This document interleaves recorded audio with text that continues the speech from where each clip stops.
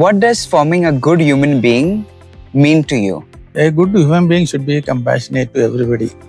The suffering people, they take care of the nature, they take respect and take care of the animals and the birds, old people, sickly people, weak people. The compassion is a must.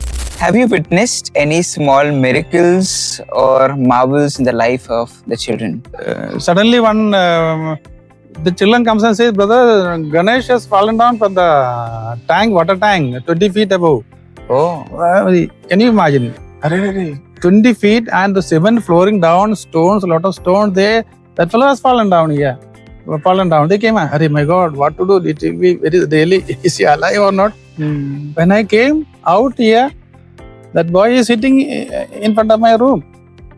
It is scratches only. Little scratches.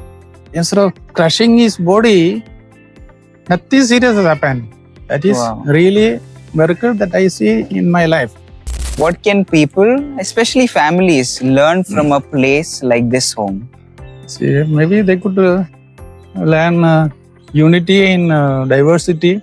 No, so whatever family situation they are coming from various places, and Muslims and Hindus and Catholics all living together. What would you say to someone who feels called to religious life but is a bit afraid or maybe shy? You go to Bible, take a case of Moses. My God, see, you know my condition. I am a stammer, I cannot speak, I am afraid. See, got angry with him. No, it is not you. You who do it. I am with you. I will be with you. Jeremiah, God called Jeremiah. He is also tried to escape. I am afraid. I cannot speak. Boy, I am the one who will be with you. I will put words in your mouth and I speak to you. Don't be afraid. Confidence. If God has called you, He will give you that what is required also. Today is a joyful day because we are at a very special place, Montfort Boys' Home. And with us is a very special guest, Brother Joseph, who has been a mentor, a guide, and a father figure to all of the children here, more than 30 plus boys in this home. Brother Joseph, we are very happy to have you here on our podcast, on our video. And we are very thankful that you are here with us. And we know that with this podcast, this interview, many of the people will be inspired and they will really have a beautiful time with us as we share our experiences. So perhaps we could start with your journey. How did you get into all of this serving the boys here at Montfort, and perhaps a little bit of your past life? If you could just share that a bit. Yes, Father. Before I start, I would like to thank you for taking the initiative and taking the trouble to organize this interview. I am very happy that you have come and organized this.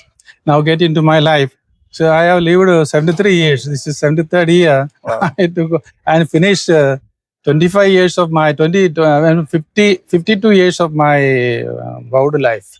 So I had to long life is there, long story is there. Wow. See, my name is Brother Joseph. Palakkad. Palakkad is a house name. And I was born at Kalra, Kottayam district in Kerala, southern part of Kerala. And we are 4 siblings. One elder brother, he is at home. Of course, now he is bedridden, and I am the second one. And third is my younger brother. He is in Germany, settled down there. He's a German citizen. And the last one is my sister.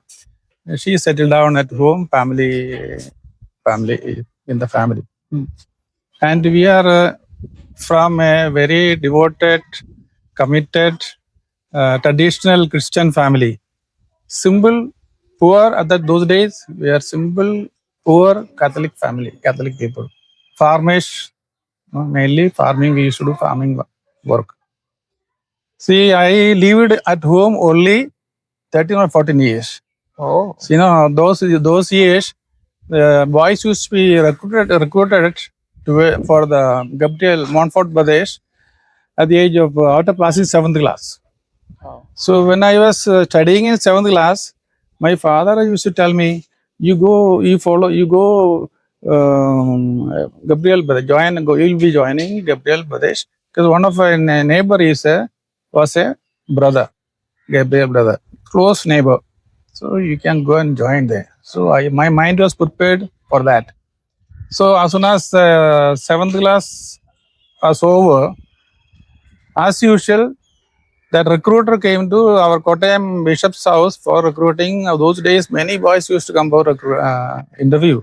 So not like today. Today, hardly anybody comes for. We had a hunt for the children. A news advertisement used to come in the paper, and we go to bishop's house in standing in queue for interview. So three of us from the village, same close by with the neighbors, went for interview.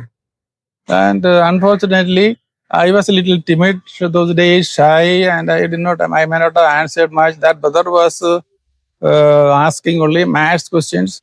I did not know. I was not very clever student. So I was told that you are not selected. Other two are selected. So I remember coming home crying. And but what happened? No, our neighbor, that brother, his family is famous. After my coming up, he told that recruiter, Brother Stenslas, he told me, see, that family is a good Catholic family. This boy is very good, he's hardworking, pious, and like that. Then I was told later on, you can also join. So like that, we nearly 32 of us were taken to various centers, north in the north, south center, and South India. Told that we were sent, and so we were. I studied 8th, 9th, 10th in near Hyderabad. It's called Kashipet. We have got our own school there. I finished high school there. But remember, I studied in Malayalam medium. So from Malayalam medium, suddenly I had to come to English medium, learn English, Hindi, Telugu, 3 new languages. It was really tough. 3 years, I somehow managed to finish 10th class. Then I was into novitiate. 1 year in Sitagada, that is in Zaribag, Bihar, those days. Then we were taken to Ichingadu. Ichingadu is in Tamil Nadu. And then finally in Tindivanam for my first house. So many of us took vows those days. And that is how in 1974 I joined. I took my first vows. Then I came to the province, various communities. I finished my diploma in electrical and mechanical engineering in Hyderabad. I studied in Hyderabad Polytechnic. After Polytechnic, 78, I finished my 4 years of diploma study. Then till today, I'm working. I'm a technical man. Wow. I used to look at my hand, and even now I just look at the shirt. Yes, my God, how much these hands have done. So like that, I used to wonder and meditate on my hand. Our God has blessed me with that. Then see, I work in a long time in one place. Not transfer too many transfers. 10 years in Hyderabad, Boys Town. 10 years in Kashipet, Warangal. 10 years in Goa, Montfort Technical Institution, always, everywhere, technical institution, boarding with boarding. So it is 24 hours duty. So 10 years in Goa. From Goa, superiors asked me to go to Peru. Peru is South America, Lima. I worked in for mission work there. 3 years in Lima. After 3 years, I came back to India. Then I was sent here, worked here 3 years.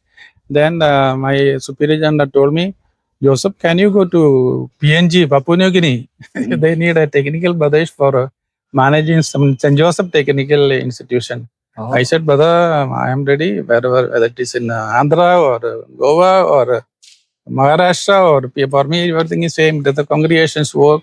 So I am ready. So I went there. 2 years I worked there. There I became sick. And I had to come for a rush. It was the Corona days. I had to rush back to India.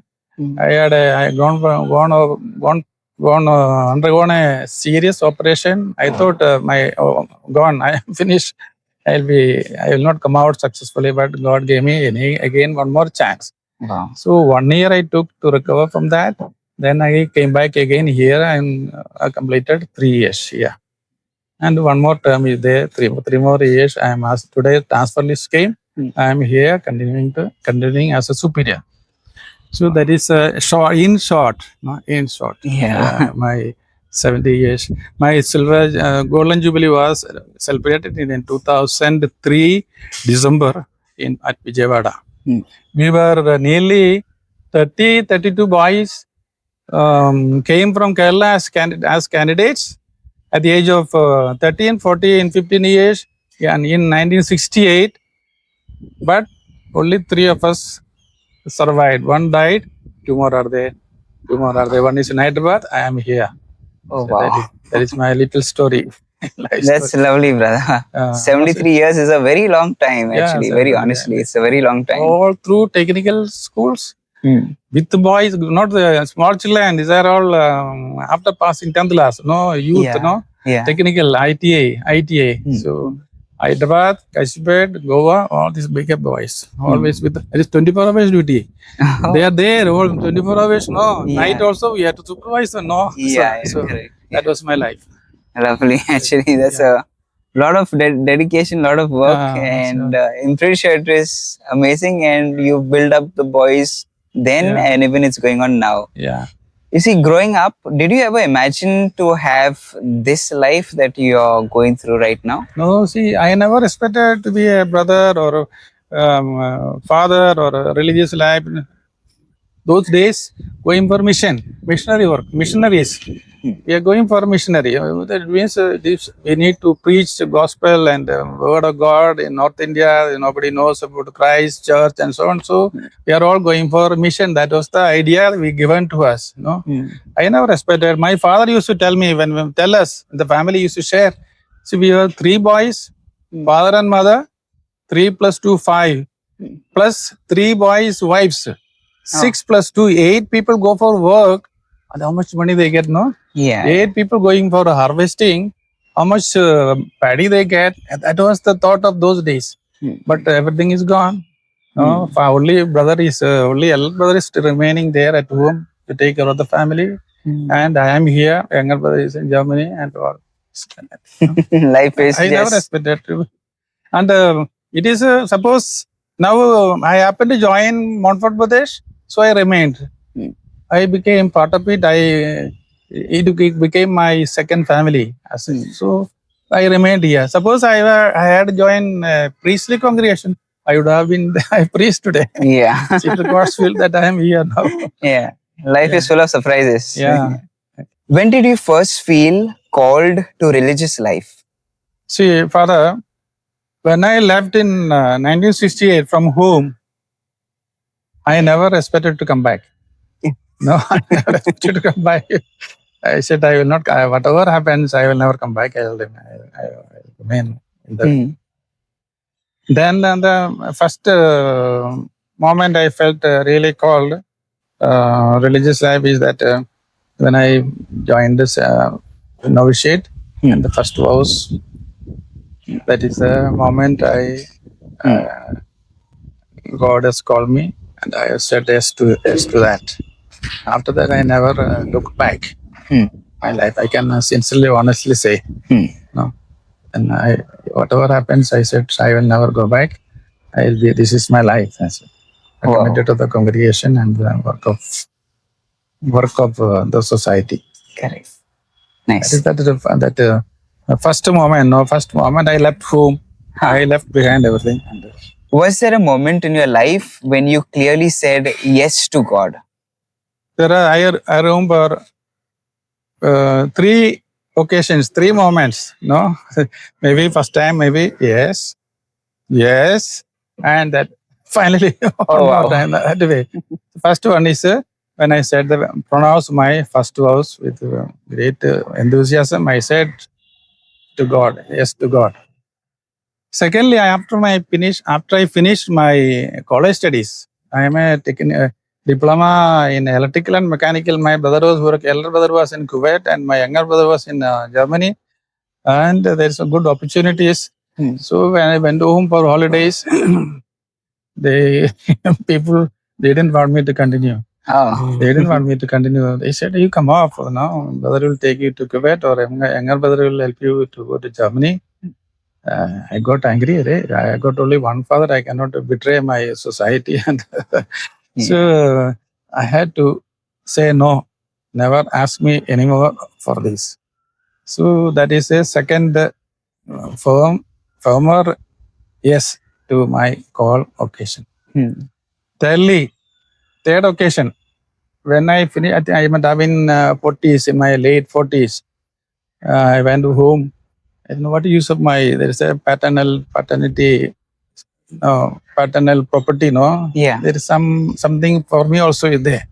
I said, what is the use of my keeping it? It is a worry for me. After people will fight for it, and I said I should not keep this one. So finally, okay, I gave it to my elder brother, and I told him, you do whatever you want. So that is completely cut. So that was the third occasion. Finally, okay, finish whatever is in the family and all that.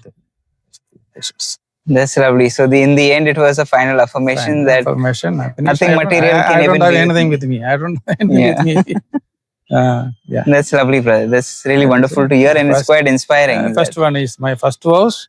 I didn't just for fun. I did not take that. I knew that it was not for a fun. Secondly, when they wanted me to either leave and come up and go for a job somewhere or join a priesthood. They didn't want me to become my brother. They wanted a priest in the family. I said nothing doing. I am part of the family of Montfort Brothers. I cannot betray my congregation. I stayed on. That was the second time. Third one is when I gave up my patrimony. It's called patrimony. Okay, that was the third occasion I gave up. Was it an easy decision, or did you have to struggle with it? Any doubts? You remember, going against all my family members. No, it is not easy. All that is dear to me, all those people who loved me, whom I loved, all that are familiar with me, I had to leave and go, leave it and come up. No, and when I joined first as a candidate, living home in 1968. A boy of 13 or 14 years old, myself and younger brother used to sleep on the same bed. After my leaving, he used to cry at night on his bed there at home. I used to cry in the formation house at night. That's for nearly 2 weeks. I used to do that. After I got used to it. But it is really, it's not easy, no? Painful. But I think with the grace of God, and now 70 plus years, you've done wonderfully well. And see, I was right hand of my father. My father loved me more than other children. So because elder brother, after he is 80 years older to me, he was working outside some job. He was staying somewhere else, and so I was at home. And you remember, my age is only 7th class, 6th class student or 7th class student. Yeah. That age, I was helping my father in the field. I was helping my mother in the kitchen. So what happened at the younger age, I learned mother's work and father's work. Oh, lovely. So that's why I was able to survive all this, feel comfortable with any types of job and work. And now, brother, you've been caring for 30 plus boys. So could you tell us, like, what does a normal day in your life look like as of now? Yeah, father, that I can tell you. See, normally I wake up at 5:30. Children have to go to school at 6:30. So I wake them up at 5:30. Then I wash and the children go to school. I go for mass in the morning at 6:15. I leave the campus, come back at 7:15. Then I have my breviary, prayer, rosary. That what other one? Some other personal devotion. Personal devotion. The prayer. I finish my prayer. after the mass in the chapel. Then I go for my breakfast. Hmm. Then normally there used to be NIOS students are there, 10th class students, week students. We do coaching courses. So after breakfast, actually at 9 o'clock, I go for class, 1 hour class I have got. I take business studies. Okay. So 1 hour. So then I go for go to office jobs. I'll be in the office doing my job. 1 o'clock lunch. Afternoon after lunch, I take 1 hour rest. 3 o'clock I go. I take tuition, mass tuition for all the students with the boarding. Oh. Every day one class. One day fourth standard. Second day fifth standard. Like that up to 10th class, I used to take tuition for maths. Whatever they learned in the school, I revise them here, make them to solve the problem. That is till 4 o'clock. Oh, nice. 4 o'clock, tea along with the students, the boys also will be taking tea. I also take my tea. Then you know what they are doing work there, no? They have their work. I do my work, little camp work.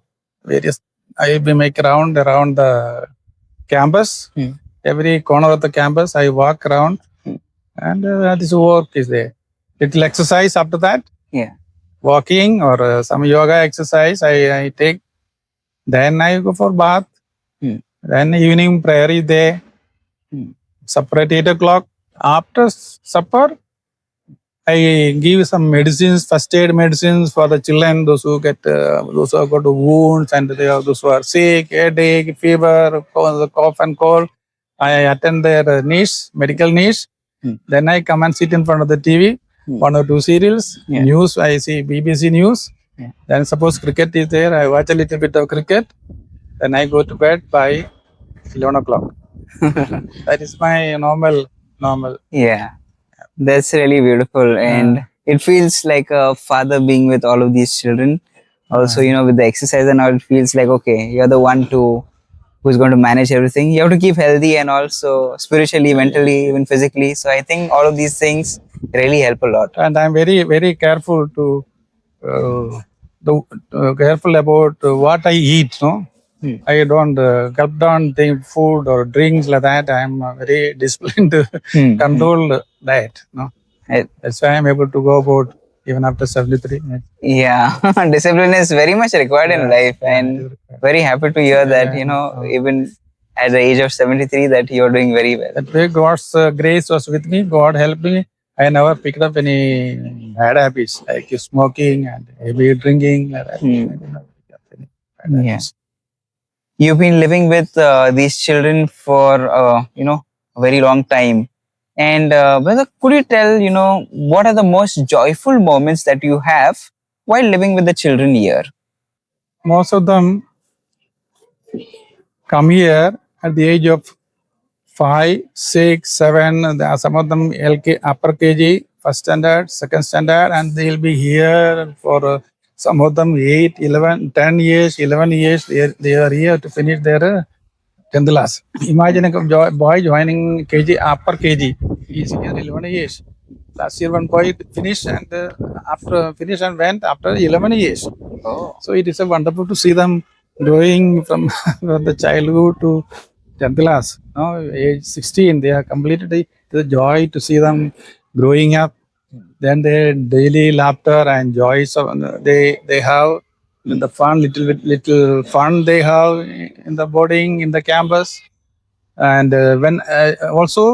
when these old students come back here, sharing their joy, they share in their success, and they come with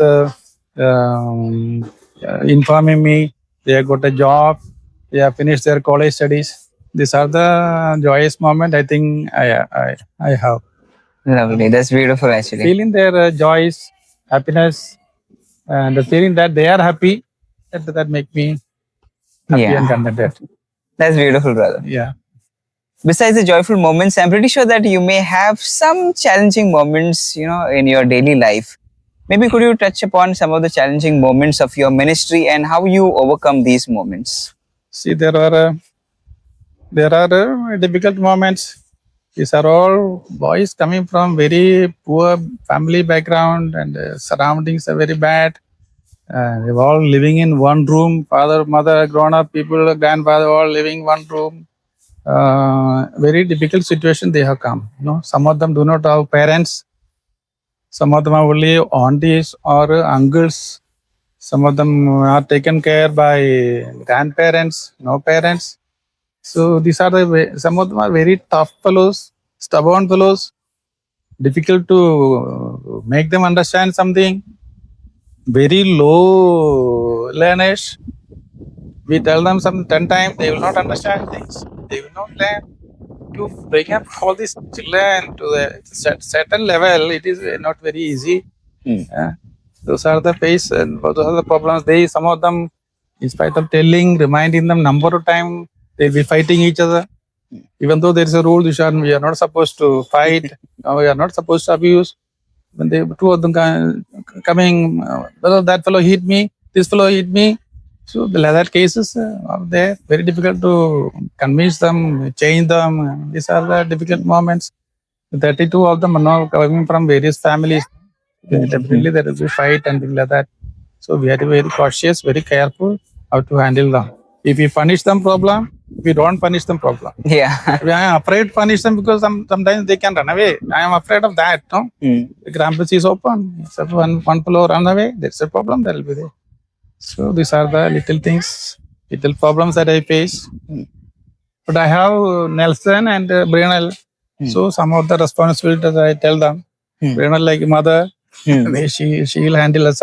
Whatever I am not able to handle, I hand it to her. Yeah. Or Nelson, they handle. So three of us manage well. Yeah. What does forming a good human being mean to you? Father, it is something similar to the previous question. That is a value system in one's life. A good human being should be compassionate to everybody. The suffering people, they take care of the nature, they take respect and take care of the animals and the birds, old people, sickly people, weak people. The compassion is a must. Secondly, honesty and integrity is a good human beings will have honesty. They will not lie or they will not rob. And honesty is very important. Integrity is there. No? Respect and kindness for all, for people and nature and that. Then selflessness, as I told you before, putting others first and myself second. No preference for the other. Even if I suffer a little bit, let the other have a better thing. Then that that selfish ego must go. A good human being will not say, I did that, I said that I should be removed, and in the place of first person, the other person should come. You and they should come first. Now that the children are growing in this world, and we know that this modern world probably has, a little bit less of God, or sometimes in a very strong sense, especially in the West, we see that there is something called as anti-God. They are like totally against, this idea that there is some supernatural being who is there in charge of this world, who is helping us to grow and thrive as human beings. But people do not really want to believe in that. In such a world that is, totally against God, you can say, or in a way, not so much for God, how do you introduce these children to God in a very natural way? See, we cannot experience God like Moses experienced, St. Paul experienced, all those Old Testament saints. We will not, I don't think we will, maybe rarely, sometimes some visions and so on. But the words of Jesus, whatever you do, the least of my children, you are doing to me. See, God is seen in the persons, other people and through others. We cannot experience God directly as they experience. My hands are God's hand, my head is His hand, my leg and feet and all His hands. God is expressed through people. God come to us through various people and events and through the nature. No? whatever you did to the least of my children, you do it to me. That means, yes, God actually see in the face of the other. So I am trying to tell the students that is how you have to see God. We are doing so much things for what? No, we are the representation of God in their life. Their parents are doing so much for them. They love them so much. God is kind. God is loving. How do you experience that love? Through people. Now I am here. My life is spent only for them. Brinal is there. Nelson is there. 24 hours. Nelson is there. Brinal is there whole day. Struggling. Now she is preparing biryani in the kitchen for them. Wow. Instead of going home, she is preparing biryani in the kitchen. Wow. So they have to be trained to see God in the face of the people surrounding them. Their parents is another agent of God. Their teachers in the school are other agents of God. No, God comes to them through various people. They are wherever good things are coming to them, it is God's way of coming to them. That they have to make them understand. So this that fact that we are the hands of God, we are the feet of God, we are the mouth of God. That they have to get. You have to convey that message. No, if you want to be children of God, you have to learn to love others. That is what Jesus says. Yeah. Okay. And after instilling this faith in God to these children, I'm pretty sure you may have seen that there is at least a bit of difference in their lives. Do you have any concrete experience wherein, maybe a moment or time wherein you've seen a difference in the lives of the children because you have brought about God in their life? Now it is to a certain extent in some of them, but it is difficult. It is difficult. They are too young to connect faith and God in their life. Very difficult. They are too young, no? Yeah. When they grow up a little more, it will be seen. Yeah. That reminds me of a mother who told me that, sometimes her child would make a lot of mischief, would do a lot of bad things throughout the day, but that mother would correct that child, and that child would be still rebellious. But the next morning, that child would wake up and say, "Okay, Mama, I did this wrong, right? So, okay, I will change." And I think it's just a process, making faith, making a difference. It will take time. It's a process. We put the foundation that will come up later. The building. When they grow up a little more, they'll remember all that they got here, and most of them will use that. Yeah. And in the end, we must not give up. We should still be going. Sometimes people think, okay, they're not listening, just forget them, let them go. No, but it's our duty to keep telling them because, we know what is right. So the more we push, the more we instill, the more we are patient with them, the more we will see better fruits coming in the future. Yeah. That's what I believe.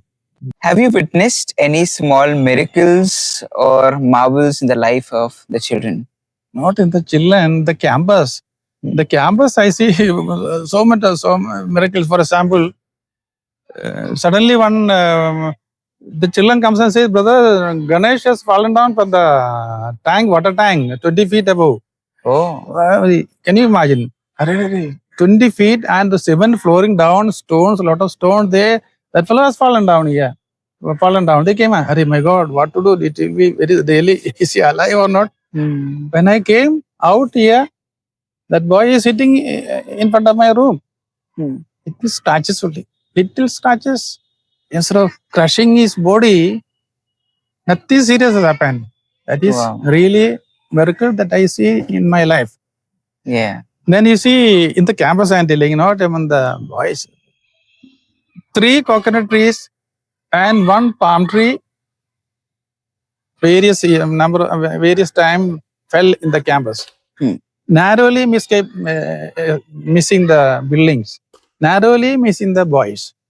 Boys were taking bath in the, it was rainy season, strong breeze. They were taking bath there in the washing place, bathing place. Hardly boys came and sat in the study hall. That coconut tree falls where the children were standing. At least 5-6 of them would have been under that, crushed. Oh. Immediately, my mind went up to God. See, you have saved the children. Yeah. That is one. There is another incident. So many between two building, one building there, another one. That tree falls just as if it is measured. Somebody has measured and put it down between the two buildings. That's what happens, no? Yeah. Similarly, I had a major operation in 2001. End of 2000, I had a major operation. 22, I was taking rest. June, I came here. End of June, I was going for retreat, my annual retreat to Pune. Nelson was taking me by scooter. I was sitting behind. It was slightly drizzling. As he was going full speed, the scooter skids. I was thrown away. Imagine I am 70 years old and after operation, major operation. I am thrown out. Nelson one direction, scooter another direction. In the year before the Kadi, just 500 meters from the Kadi. I thought finished. 70 years old, definitely some broken limbs, legs or hands or head. Slowly I got up, looked at my hand and feet, everything is okay. Wow. Everything is okay. And no problem. Only little scratches here and there. My shirt was torn, leg is safe, hand is safe. Even now when I think of that one, I get scared. I get frightened. What would have gone wrong? No, after the operation, I could have broken my back, I could have broken my leg, I could have broken my. So I came back. I did not go for retreat. So that is another one. Then see the campus. I shared it before. Just previous some questions I answered. So many people, whatever I want, they come and give me. I don't like anything. I wanted a table tennis board. I told somebody, they came. Anything for that matter, fridge I wanted, they came and gave. Everything, food items, provisions, whatever we want. This is a providence of God. These are the miracles happening in the campus, but quietly it goes on. But I am aware that God's presence is there in the campus. Protection is there. So are all miracles happening. We will not know. But others will not see. So what faith will some excuse they will say. Some excuse they will say. But we believe that God is working through mysterious ways, and He's definitely here to protect and defend us. I see miracles every other day in the campus. Others will not see it as a miracle. Others will not see it as a miracle. But it's really wonderful to see that how God is still protecting and defending and taking care of us even now here. And it's all about praise. I think the more we are close to God, the more God's hand is over us. How do you see yourself as a father figure to all the children here? Father, an institution like this, so these children are coming from very poor background. They may not have received love and affection or that a normal child gets from a normal family. So it is not necessary. It is not only enough to be a father figure, you have to be a mother figure also. Both you have to be strict and plus loving aspect is there, disciplinary aspect also is there. Normally in an institution, one person will be a father figure, another one will be a mother figure. So I had to act as a mother and father. Otherwise, it will not be okay. Somewhere, children will not be happy. See, that's why I had to be both loving as well as a disciplinarian. It is not easy. I am a punisher boy. Afterwards, I had to see that the boy is not, he doesn't go to bed with a heavy heart. Suppose I punish the fellow, punish the boy, and he is unhappy. He feels I have unjustly punished him. So I normally call the boy before he go to sleep. I call him and make him understand what was the mistake, why I punish, and put him okay. And if I have done a mistake, I have wrongly punished him, I say sorry, it was a mistake. Reconciliation is required. Plus, I am a director of the institution, head of the institution, and elder. So I had to be very careful that how I live. Exemplary life, spiritually and morally, I should be sound. When I preach punctuality, that I cannot sleep till 8 o'clock or 9 o'clock, I come late. I had to be on time. I had to wake up the children at 5:30. Suppose I sleep till 6 o'clock. It's not good. No? What I tell, my life and my action has to be synchronized. Correct. That is what I would like to say. No? Yeah.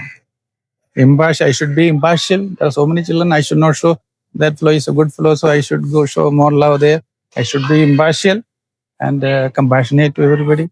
No? That strict discipline plus love. That has to balance. Otherwise, it will not go well. Suppose I am too much of a motherly character, the children, it will not work here. So both side is required, discipline as well as father's figure and mother's figure. Yeah. I see somehow I manage. I see that something it is mixed up and given to them.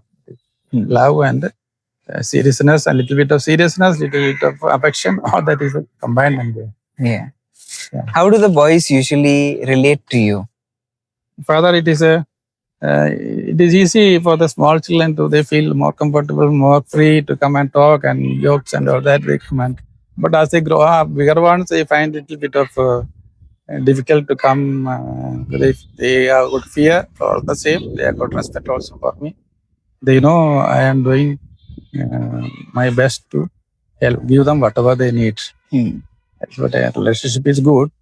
But some of them bigger boys, they react and so on, a little strict, especially in the study matters and discipline wise. I am a little bit of strictness is there. Easy to manage the small children, but difficult to manage little bit of the bigger boys. That's all I can say about that.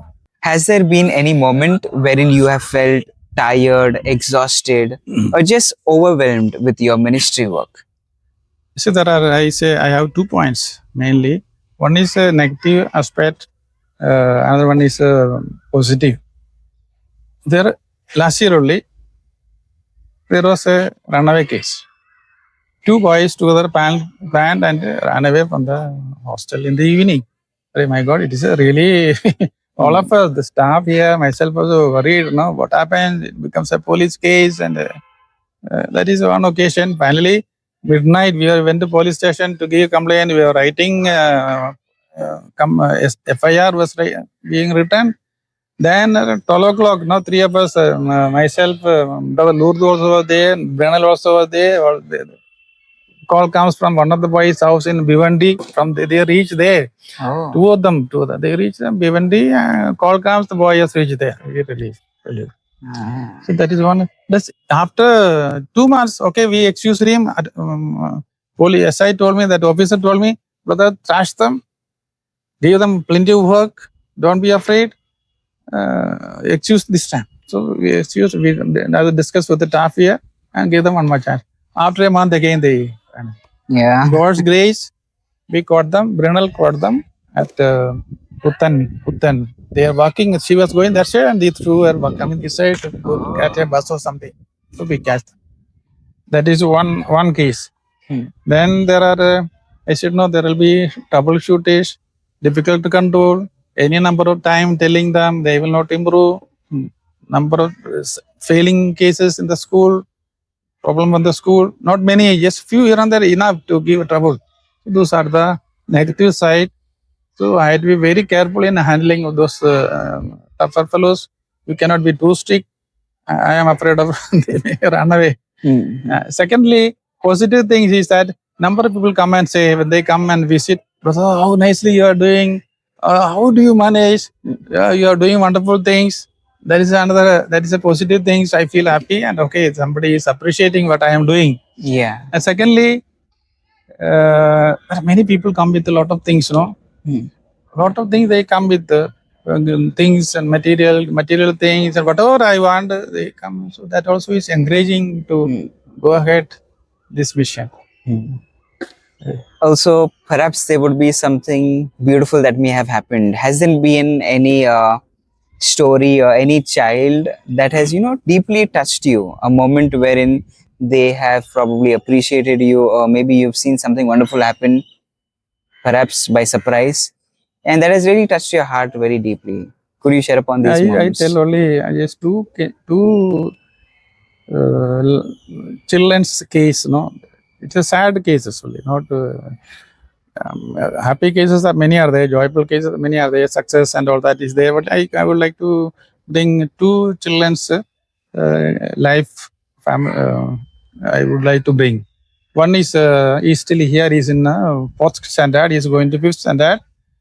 He was brought here in when you after finishing LKG to be put in upper KG and a St. Aloysius. So the Good Shepherd sisters in Bhiwandi, he sent the boy with the father here, and the father was waiting with the child in front of the office. Bernard child, you wait here. I just go to toilet and come back. You wait there, you unmute and go. When she came back, the father is not there. The child is there. Oh. No. Now this is a upper KG means it is for 5 years that he has not gone to his house. Nobody from his family have come. We look for his father. We don't know where he is. That's a sad case. Now summer comes, Diwali holidays come, all the children go home. Only this fellow is there. So it's a and this he was an abused child when he was small himself. He was not given enough food and like that only he came here. Now this is his home. No father, no mother, nobody to go, nowhere to go for him. No, that is a one case. Another case also is sad thing only. So the boy was young, very young. His mother was purposely burned in front of him by the father. Yeah. No, only one child, father burned mother in front of the child. So the maternal parents looked after him. He was brought here, I think, third standard or fourth standard. So he finished his studies here in Tambilas. Then I have taken him to Boys Town, our own technical institution. He is doing fitter course. First year is finishing. Another year he'll be finishing that. I hope he'll be getting a job. So these are the most of the children's cases are like that. Very poor, bad, terrible family situations they come. That is two stories. This Amar, his name is Amar. He is here in fifth standard, fourth standard. He'll be going to fifth standard.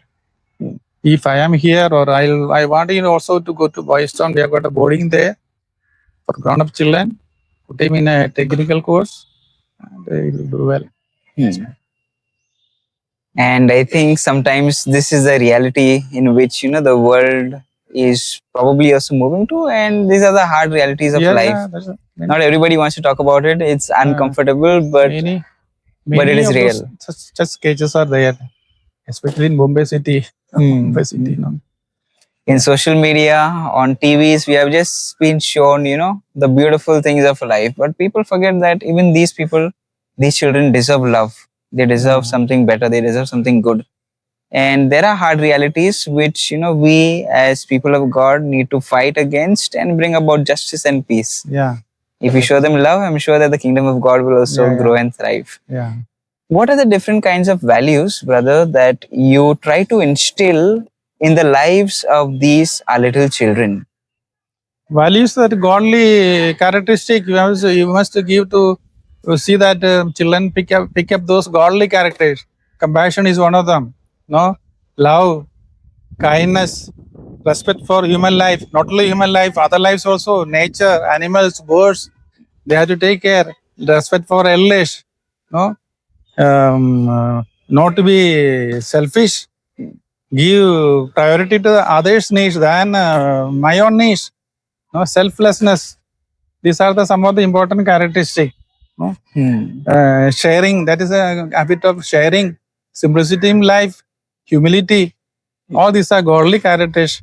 So that is in every day of their stay here. I am trying to put these ideas into them so that some effect will be there. Yeah. After my evening prayer at 8 o'clock, I go and sometimes I go and share some of these thoughts, daily thoughts, observations. At that time, I tell all this. Correct the children, you do this, do that. That is not correct. This is not that. No? These are godly characters, no? Love for work, work culture. habit of work, hard work. It's important. All this Yeah. discipline life only will survive, take you somewhere. All these are characters they should learn. In today's world, what do you feel that these children really require and need the most? See, the today's world is different from the time I grew up. It was easy those days. Now it is very difficult. We know what to do those days. Go to school, nowhere to go, no TVs, no bad friends. Bad friends are of course there, but now chances are less. Come home, disciplinary life. Parents are strict, no problem. We will not get whatever we want because first of all there is no money. Now what is today's children? What they require is discipline, love. Problem is that parents give them only love. Whatever they want, okay, to show that they love them child, they only lavish them with plenty of love, but discipline is missing in that. Discipline and love, discipline without love or love without discipline is dangerous. That is this is very much missing in today's families, today's children's life. Whatever is lavish, that is one thing. Then the ability or capacity to choose what is right. The choice is so much in front of us. So much is there. For example, you are given a mobile. What all things we can see in that? They have to be shown the limit. What you have to see, what is not good in that mobile, how much you have to see, till what time you can see. All these things are very important. These children have to choose that. Then friend circle, they should be wise in selecting friends. You tell me who is your friend, I'll tell you who you are. This is saying that, no? Yeah. The friend circle is very important. They can build you up or destroy you. It's very, very true. Very true. Then they should also distinguish between the needs and wants. Needs and wants. Okay, parents have got money. They don't know how much struggle they are doing. They need to meet only the needs. They don't know. Not all that they want, they need not to provide. These are the few points. I think the parents can take care, the teachers can take care. I think the life will improve for the youth. Correct. It makes sense. It makes a lot of sense. Yeah. Okay. As a Montfort brother, what is unique about your spirituality? When you say Montfort, immediately coming to my mind is God alone is important. God alone. Then comes Marian devotion. He had a very personal relationship with God and with Mary.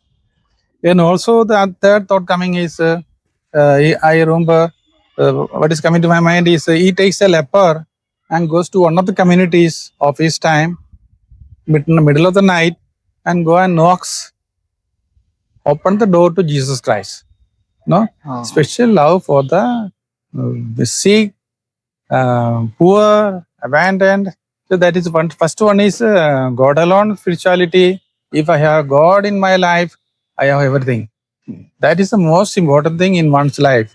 Not wealth, not money, not power. That is not the important thing. If I have God in my life, I have everything. I have got a peace of mind. I feel contentment in life, fulfillment in life. That is the first spirituality. Secondly, I am telling about my personal thing. Yeah.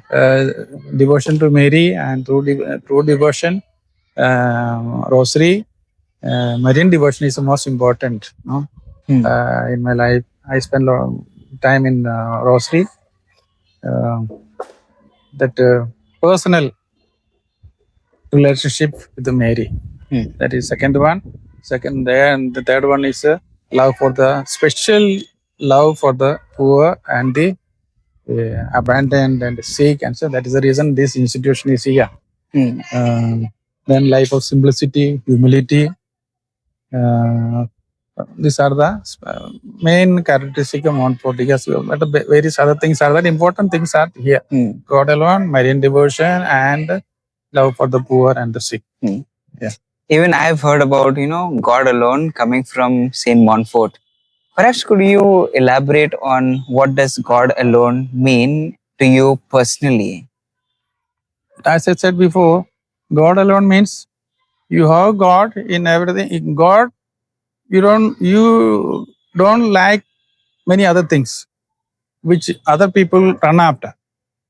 That is one understanding. You have God in your life in everything. Give first preference to God. God will provide you everything. Second one is total trust and faith in God's providence. God alone. Not I get all that. I make the money. No, God, you have God. You go in with the mind of God. What God wants you do, you will get everything else. No, material wealth and power and position are not important.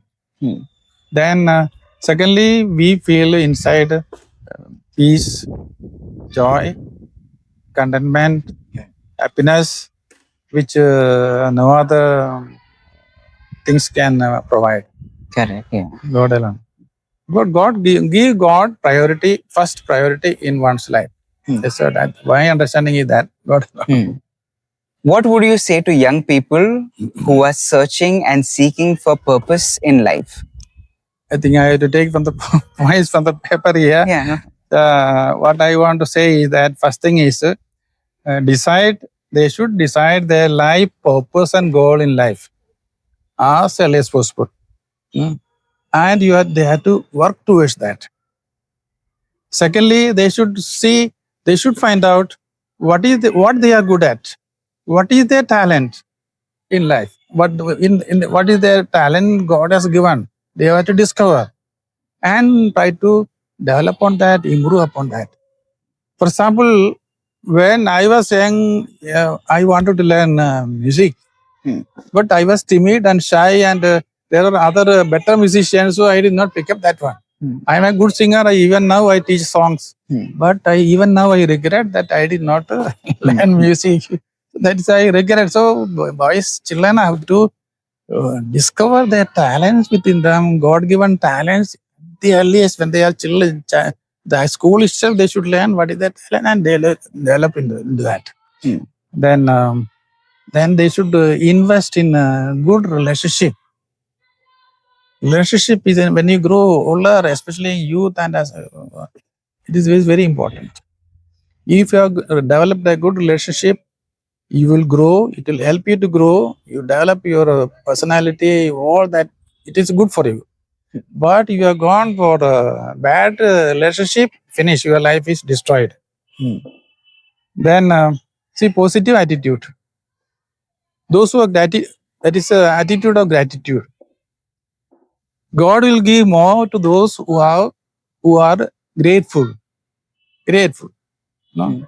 Those who are grateful, God will take and give from those who are not grateful. You take that talent and give to the other fellow who has done. That is what God does. The more grateful, more positive you are, the more you get. That is my understanding. That is this youth has to practice that.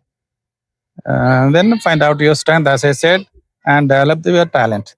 What would you say to someone who feels called to religious life but is a bit afraid or maybe shy? It is we can. You go to Bible.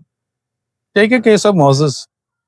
Moses, God called him. You go and speak to Pharaoh. My God, see, you know my condition. I am a stammer. I cannot speak. I am afraid. See, got angry with him. No, it is not you. You who do it. I am with you. I will be with you. Then secondly, Jeremiah. God called Jeremiah. He is also tried to escape. I am afraid. I cannot speak. Boy, I am the one who will be with you. I will put words in your mouth and I speak to you. Don't be afraid. Confidence. Third person I take is Saint Peter. Saint Peter, they are all frightened and sitting in the room, and then Holy Spirit comes, and these days we hear the Yeah. Acts of the Apostles. He prays boldly speaking. He is not at all afraid. The fellow who was afraid, now he is speaking boldly. He is not afraid, not at all afraid. You don't worry about little small petty fears in your life. But it is not you who called you. It is God who called you. If God has called you, He'll give you that what is required also. That's what I believe. I may be afraid to be a provincial, for example. I don't want to be provincial. I am afraid. How can I face all these brothers? The moment, suppose somebody by chance somebody force it on me, God will give what all that is required for as a provincial. He'll put into my life whatever I require. So don't be afraid. Little fears will disappear. God will help you in the long run. That's what I believe. Brother, what do you feel like? What can people, especially families, learn from a place like this home? See, maybe they could learn unity in diversity. No, so whatever family situation they are coming from various places, and Muslims and Hindus and Catholics all living together. These days, sometimes we find a family of 3-4 children. The parents find it difficult to control them. 3 of them they find, or 2 of them they find they always fight. Mother and father, hell of a trouble. They are not able to control. See, university, so many of the 32 of them living together harmoniously. That's they could come and learn how it is. That is one point. The unity in diversity. Then the sacrificial love, the staff we are giving. What is my life? What is my goal? Only I am not working for my family. It is sacrificial love. My life is spending. This is my home. My children are these children. Who are my children? Every family, a father, you ask my children are that so and so will tell. My children are, they'll ask you, I have got 32 children, I'll say. And similarly, Nelson here. Renal here, okay. Renal has got her family, but still she is doing more than no. This is really sacrifice the staff we are doing for the children. Then how to bring up the children responsibly? No, it's not simply okay. Leave the children; they grow by themselves and they go to school and come back. They don't know what is happening in the school. That's not enough. No, they want to learn. They want to learn how to bring up the children. Come and look here. 32 of them from various background. They are living together harmoniously. They are learning. No, going to school. All children are passing in the examination. See, they could come learn all these things. There's a lot to learn from. Unity in diversity, and the sacrificial love of the staff here. I am not working for money here. Similarly, Andhra Pradesh also. They come. There so many brothers worked before me, and after also some brothers will come here, and they will sacrificial love, and how to bring up children properly in a responsible way, God-fearing way. All these parents will have to learn. Yeah, That's wonderful. Because I know that Montfort Boys Home provides shelter, provides education for boys. Perhaps you know what you could elaborate on what exactly do you all do here? What do you provide? Almost free education. Little small amount of fees they pay, maybe 500 monthly. It is 5 or 6,000 a year. We provide them education, clothing, medicine, all their needs. All their needs we give. When they become sick, we take them to hospital unless it is very serious thing. Even in serious cases also. Last year, a boy broke his hand. The parents are not able to pay for it. So nearly 50,000 we spent, and like that. Then all the books, uniforms, everything what they need, we provide them here. Food, accommodation, tuition, supervision in the study hall. Nelson is there, I am there, Renal is there, study supervision. That is what he provide. The program, I said, no, morning they go to high school students, they go to school. After coming back, they take their lunch. Then 2 to 4 o'clock they have study. 2 to 4 o'clock they have various. After that, 4 o'clock tea. They do a little bit of manual work. Some will work. Some will be working in garden. Some may help in the kitchen. Some may be sweeping the housekeeping, cleaning the house, bedroom, study hall. They will be cleaning. Campus will be kept clean. All those work they will be doing. Then they go for they are go to 1 hour 15 minutes. Game will be there, football or cricket or some game they play. After game, bath. Then again study. Study there, come to supervise study there. Nelson will be there, supervising the study. After study, they go for dinner. Again, after dinner, small boys go for. Of course, after dinner, those who want the medicines, they come to me. I go and sit in the office. I do the dressing up and so on, all that. Medicines I give them. They small children go for sleep. After that, then bigger ones I go to the study up to 9:30. Supervised study. Nelson will be there. That is no normal working days. Sundays, Thursdays is a holiday. So Wednesday, the evening after supper, they'll have a TV show, some movie will be shown. Similarly, Saturday also, Sunday is holiday, so Saturday they will have a movie. At the 2 days, that is a regular program. Then we divide the whole children into two houses, maybe St. Joseph and St. Mary's, and we conduct competitions, various games and indoor games and outdoor games, sports and all we conduct. And at the end of the year, we give them some prizes and all that. And that is a regular program. All the holidays, big holidays, summer holidays, Diwali holidays, most of the children go home, except one or two maybe staying back here. That is a program here. Okay. And from which class to which class, like candidates are accepted? Here, no students. Now we are taking from LKG, upper KG students were here. Upper KG, for example, that boy whose father left here and went. No, that he is from. He was admitted in upper KG. So depending on the child's condition, family conditions, sometimes it may be miserable. Other mother is not able to take care. Nobody is there. Suppose he is not admitted here, we will not be going to school. Such cases we will take upper KG. Otherwise, second, third, fourth. High school, it is very difficult to get here. Our school, Aloysius school, very difficult to get. Because each classes, there are about 80 plus students. The sister will not, she will not give. So we normally don't take. We're not weak. We don't take. They will not give admission. So we take normally in primary school. Second, third, fourth are the best. Okay. Yeah. In one line, what is your mission here?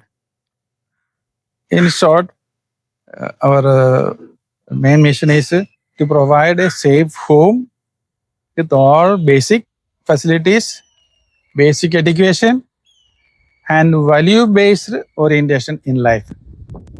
Also, so that they may become responsible young adults. That is the one sentence.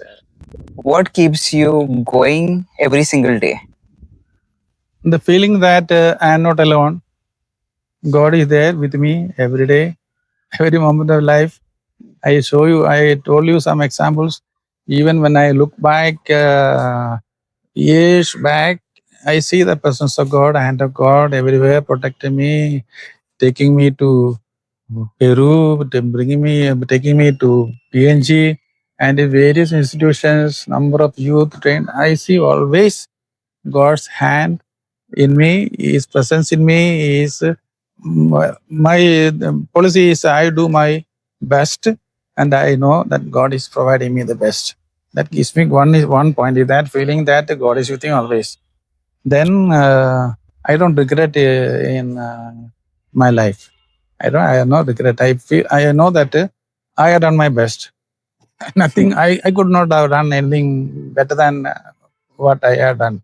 That the joy that I feel, the satisfaction and what is that fulfillment I feel in my life keep me going on. Mainly that God's presence.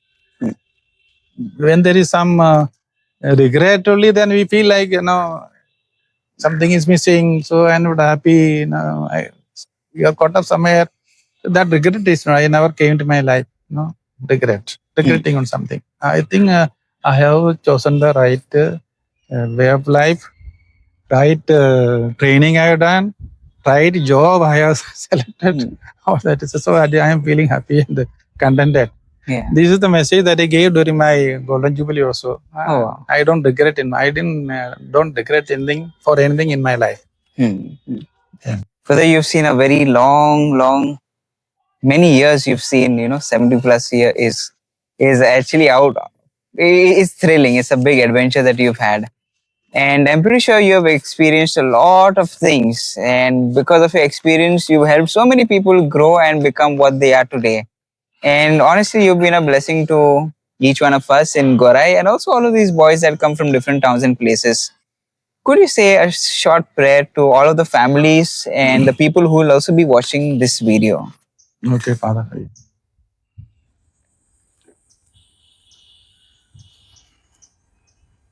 God of loving Father and Mother, I thank you and praise you for your love and goodness to all your children. I place before you all those children and families who watch this program. Bless them all with all that is good and beautiful. Protect them from all sin and evil. Be with them in their daily life, in their joys and sorrows and pains. Lighten their lives' burdens. Bring love and harmony in their family life. I make this prayer through your Son, Jesus Christ. Amen. Amen. Thank you very much, brother, Okay, for Father. coming Okay, here on Father. this podcast and sharing your experience, your life experience, which is very much enriching to all of us. Yeah. There are many things which I myself did not know, and after listening, even I'm quite inspired. So, thank you once again for giving us your precious time, for sharing everything that you had from your heart, and I'm pretty sure that is going to enrich everyone who is watching this video. I would also like to thank Chris, Jonas, Nikian, and many others who've helped us make this video. They are behind the scenes. They've helped with the equipments, with the travel, even with this print that we have here. So many of you all have provided us with many things because of which this video is possible. Thank you for also editing this video. I know Chris is going to do a lot of trouble and hard work and he's going to edit this video. So thank you so much well in advance. And if you'd love to watch something more beautiful and new once again, surely please put it down in the comments and we'll have another video coming up soon. Thank you once again, brother. Yeah, thank you, Father.